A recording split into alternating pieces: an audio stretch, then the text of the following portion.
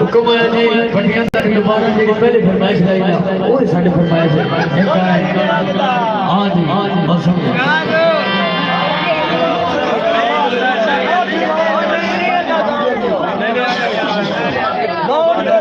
on ने आप ने सालों तक सुनाओ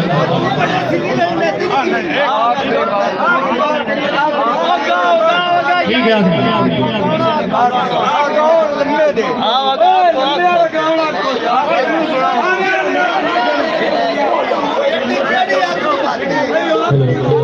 चाचा जी एक मिनट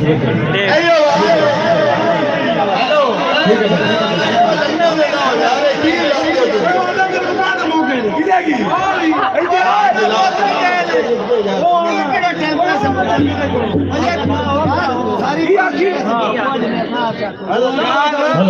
चल शुरू करो बॉल बना गुला साहब पहले जाओ बात बनाने ठीक है हाँ जी भाई नाबी साहब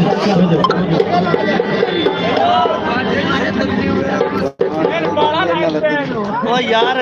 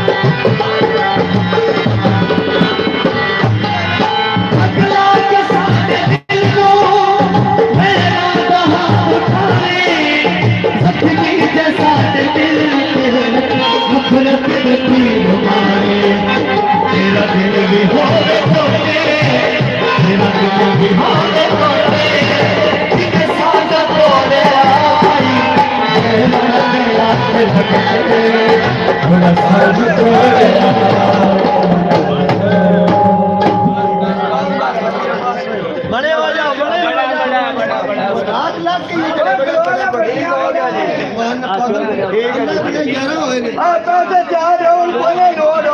हेलो